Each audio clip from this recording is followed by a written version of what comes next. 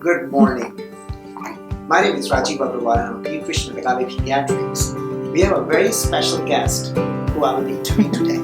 We have Carly, who is the mother of three absolutely beautiful boys. Jonathan, 4 years old, James, 2 years old, and little Andrew, who is here with us right now. He's 8 weeks old. So I would like to ask Carly some important questions about their family's history about tongue ties. Okay. So would you want to share with our audience today, Carly, about what's been going on, how all this came about? Because I understand all three of your sons have had the tongue ties and you are a consummate breastfeeding mother. Yes. All right, so there you go. I'm going to ask you to take on the reins of this interview and tell us about your story. Sure.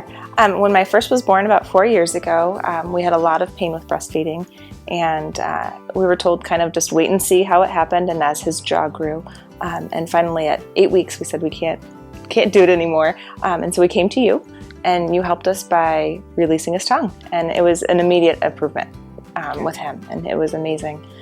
So when our second had a tongue tie as well, we decided we didn't want to wait for the growth spurts and everything. We knew it was we knew we were gonna have an issue. So he got done and he was able to breastfeed successfully. And then with the third, same thing. We decided not to wait for all the different growth spurts and just go ahead and have it done. Okay. So it's been So wonderful. I'm going to take you back to the times of Jonathan. Okay. Okay. So as much as you can remember, that'd be useful for our mothers to see how does it really work. I mean, how you were a first-time mother, okay, and you were going to a pediatrician, and what were the specific issues that you were having with breastfeeding and with Jonathan's feedings?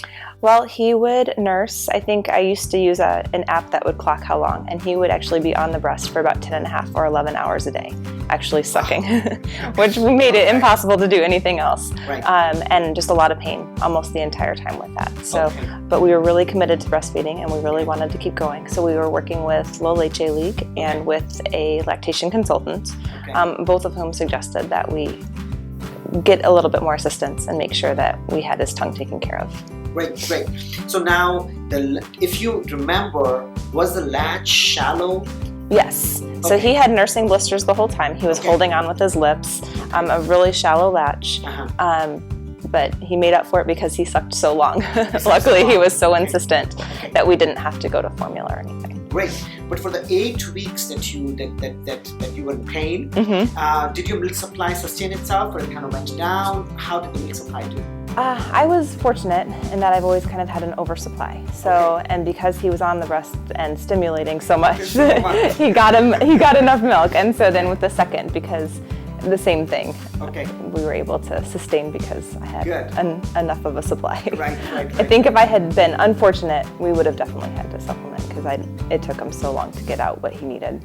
Okay. Did you have any bouts of mastitis?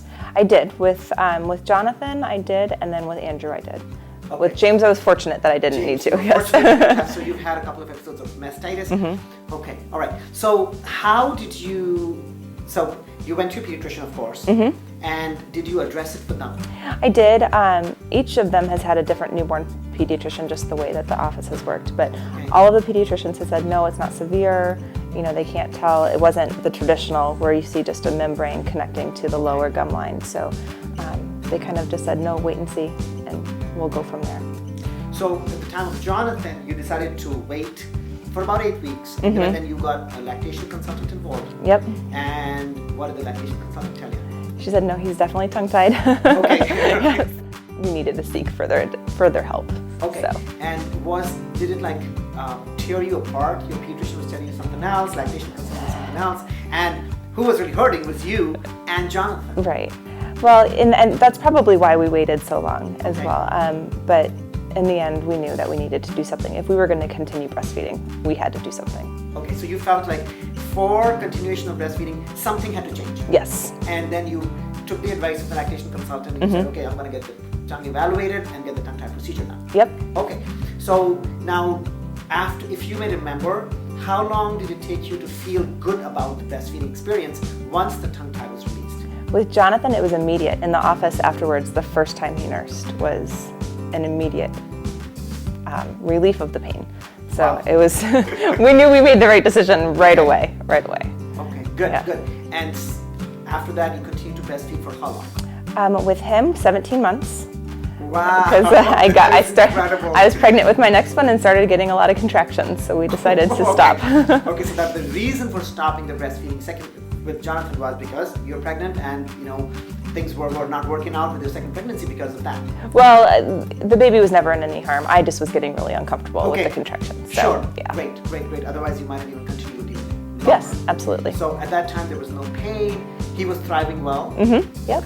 Okay. Did Jonathan have to get his upper lip tie done? He did not. He did not. No, Okay. there's no indication that he needed it. Okay, there was no indication, so it was evaluated, but you decided not to do it. We thought, well, things are good. There's no reason to do it. Yep. Okay, wonderful. That's a great story.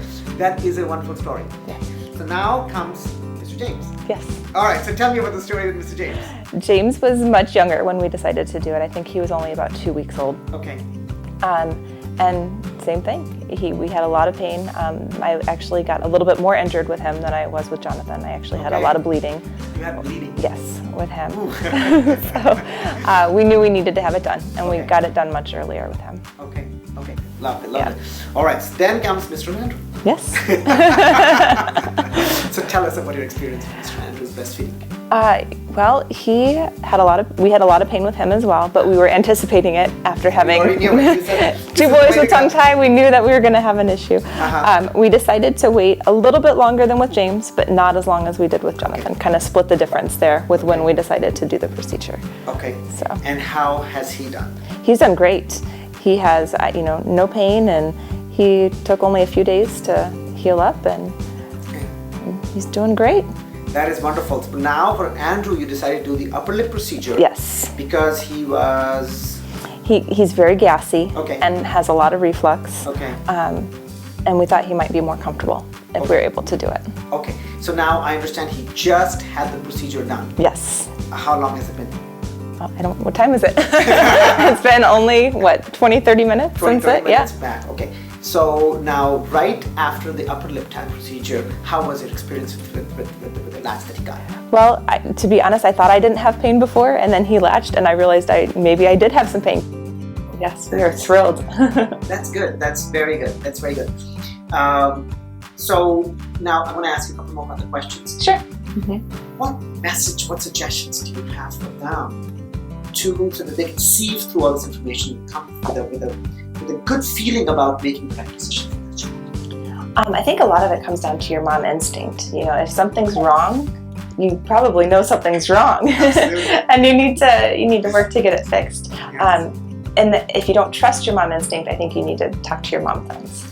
Okay. I have a lot of mom friends who have had the procedure and have, had very happy breastfeeding relationships afterwards. And I haven't heard anybody say that they've regretted having the tongue tie procedure done. But I think there probably are moms who regret not having it done. Whether that means because they quit breastfeeding a lot earlier than they wanted to, or maybe they just suffered in pain for a lot longer than they needed to. Wow, so that is a very strong statement, that people have never regretted getting it done, but you think people may regret not getting it done because of all kinds of issues. Right. Yeah. That's wonderful. Now, the older two boys, do they have any speech issues? They don't. My oldest didn't speak enough words, but once he started preschool, that was completely fine. Yes. There's no list for anything like that. No. Nope. And there's no family history of speech issues. I had some listing. Okay. So I did. So yes. Wow, that is so interesting. Did you ever need speech therapy? I didn't. We were able to do some stuff at home and kind of. That is incredible. So you had a tongue tie probably. Most likely. And you lisp. The boys had a tongue tie. They got the procedure and they're not listening. I'm not making a correlation, but it's pretty interesting that in the same family we'd be able to see that. That is absolutely wonderful. That is great. That's great. What would you suggest to our moms? That how should they deal with it? It's hard because you have anxiety before the procedure and then you have obviously anxiety during the procedure. But each time for me, it's been amazing right afterwards. And I think it's one of those things that I had to evaluate. Well, is it better just to do it and know that it's going to be better for them and better for our family and in the long run, and it has been. Good. So it's hard. The anxiety part is hard. It's very, tough. Very, very difficult. Yeah. That is great. Yes. That is so good. I mean, this is so wonderful. I really would like to thank you for taking the time. I know you have children waiting at home and we just hit the procedure, but you just still take the time to talk to me for the benefit of our mothers who come in with a baseline anxiety, too much information, and just don't know which way to go. I really would like to thank you for taking the time to help us out and help the general breastfeeding community out, because this is powerful. This is very powerful.